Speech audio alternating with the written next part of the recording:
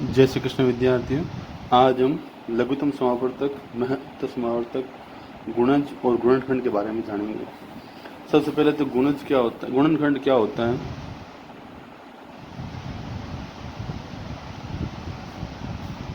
गुणनखंड क्या होता है, जैसे मान लो 4 है, 4 का गुणनखंड। 4 में किस किस का भाग जाता है, 1 का, 2 का और का, 4 का। तो ये सब क्या है, 4 के गुणनखंड है। वैसे ही मान लो मैं लूँ 12 का गुणनखंड, तो 12 में किस किस का भाग जाता है, वो सब इसके गुणनखंड है। 1, 2, 3, 4, 6 और 12, ये सब इसके गुणनखंड हैं। अब गुणज की बात करते हैं। तो गुणज क्या होता है, जैसे पहाड़ अपन बोलते हैं वो गुणज है। जैसे 3 का गुणज, तो 3 खुद है, फिर 6 है, फिर 9 है, फिर 12 है, लगातार चलता रहेगा। 8 का गुणज, मतलब पहाड़ा बोलना और कुछ नहीं। तो 8 गुणज होता है 8, 16, 24, 32। इन दोनों में अंतर होता है गुणनखंड में। गुणज में गुणनखंड हमेशा या तो बराबर होगा या छोटा होगा, और गुणज हमेशा बराबर होगा या बड़ा होगा। गुणनखंड फिक्स होते हैं भाई, 2 होंगे, 4 होंगे, 10 होंगे, 50 होंगे, फिक्स है, कितने भी हो सकते हैं।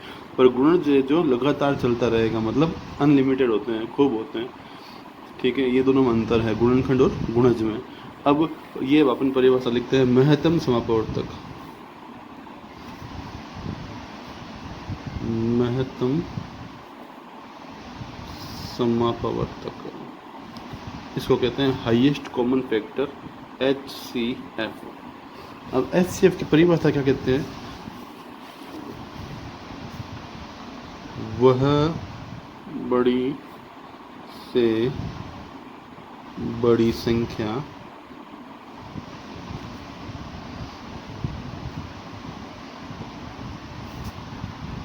वह बड़ी से बड़ी संख्या जिसका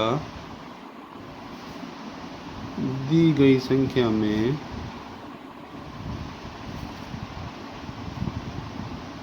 पूरा पूरा भाग जाए।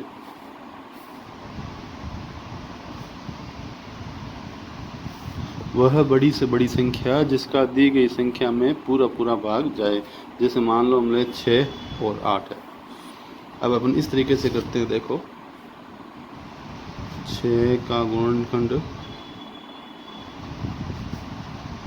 तो 1, 2, 3 और 6, और 8 का गुणनखंड 1, 2, 4 और 8।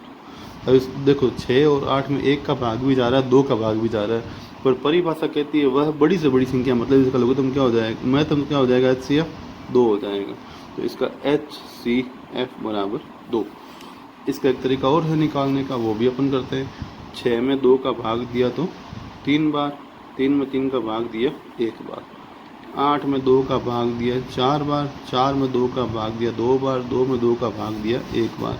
तो हम इसको लिख देते हैं 6 बराबर 2 गुणा 3 और 8 बराबर 2 गुणा 2 गुणा 2। अब इन दोनों में जो कॉमन है वो HCF है, मसफ या HCF एक ही बात है, तो 2 हो गया। ऐसे हम बड़ी संख्या कब निकाल सकते हैं, मसफ है। जैसे एक संख्या और निकालते हैं हम, 24 और 36 का निकालते हैं। सबसे पहले हम 24 का करते हैं, तो 24 में भाग दिया 2 का तो 12 बार, 12 दूनी 24, फिर 2 का भाग दिया तो 6 बार, फिर 2 का भाग दिया 3 बार, फिर 3 का भाग दिया 1 बार।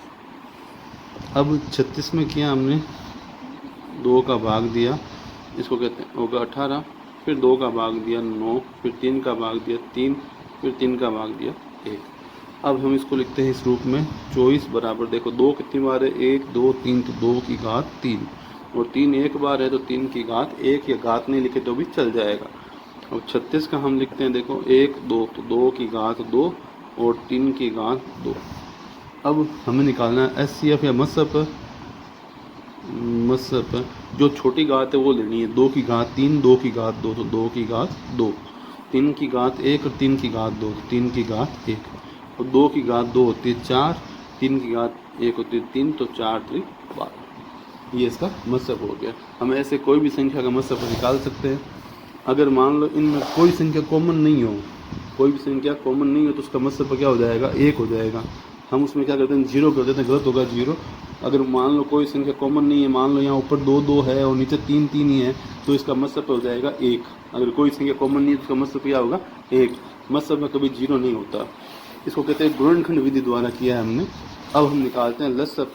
इसको कहते हैं लघुत्तम समापवर्तीय, लघुत्तम समापवर्तीय लोवेस्ट कॉमन मल्टीपल।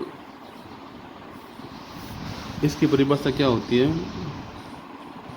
वह छोटी से छोटी संख्या, वह छोटी से छोटी संख्या जिसमें, देख ध्यान देना आप, उसमें हमने लिखा था जिसका, अब यहाँ लिख रहे हैं हम जिसमें, वह छोटी से छोटी संख्या जिसमें दी गई संख्याओं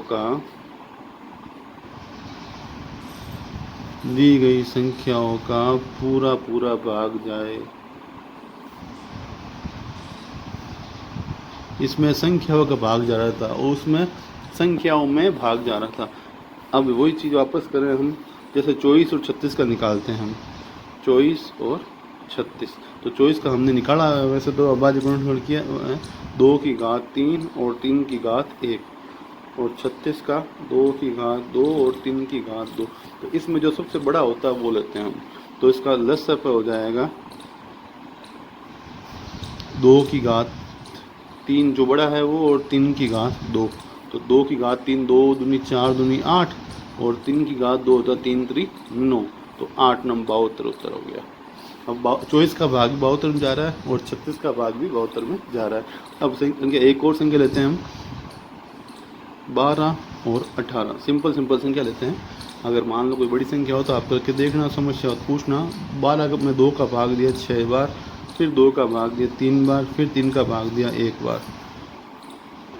18 में 2 का भाग दिया 9 बार, फिर 3 का भाग दिया 3 बार, तो यहाँ हो जाएगा 12 का 2 की घात 2 और 3 की घात 1। 18 में 2 की घात 1 और 3 की घात 2, लसप हो जाएगा इसका 2 की घात 2 और 3 की घात 2, तो 2 दूनी 4 और 3 3 9, 9 चौक 36। अब एक और करते हैं, जैसे मान लो ये कर लिया हमने 20, 24 और 30, इन तीनों का हम करते हैं साथ में। ये तो जो ऊपर की उसे कहते हैं गुणनखंड विधि कहते हैं। अब कर रहे हैं भाग विधि से। तो भाग विधि में क्या करना है, वही काम वापस करना है पर एक साथ करना है। पहले हम 2 का भाग देंगे, 2 का भाग 20 में गया 10 बार, 24 में गया 12 बार और 30 में गया 15 बार। फिर 2 का भाग दिया, जब तक 2 का भाग जा रहा हो 2 का भाग देना है। 10 में गया 5 बार, 12 में गया 6 बार, 15 में नहीं जाता। फिर 2 का भाग दिया 5 बार, 6 में गया 3 बार, 15 का 15। फिर 3 का भाग दिया तो 5, 3 में गया 1 बार, 15 में 5 बार। फिर 5 का भाग दिया 1 बार 1 बार 1। अब हम इसका लसप निकालेंगे।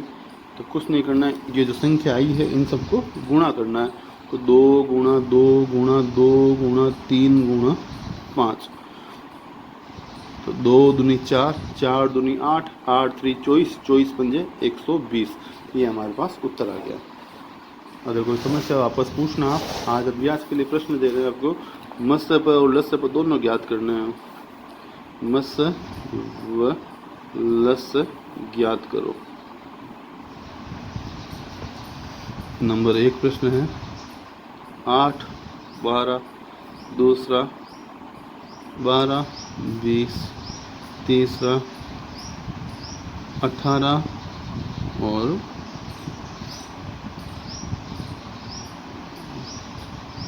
25, चौथा 12 18 24, पाँचवा 30 36। ठीक है, इन प्रश्नों का आज करना आप।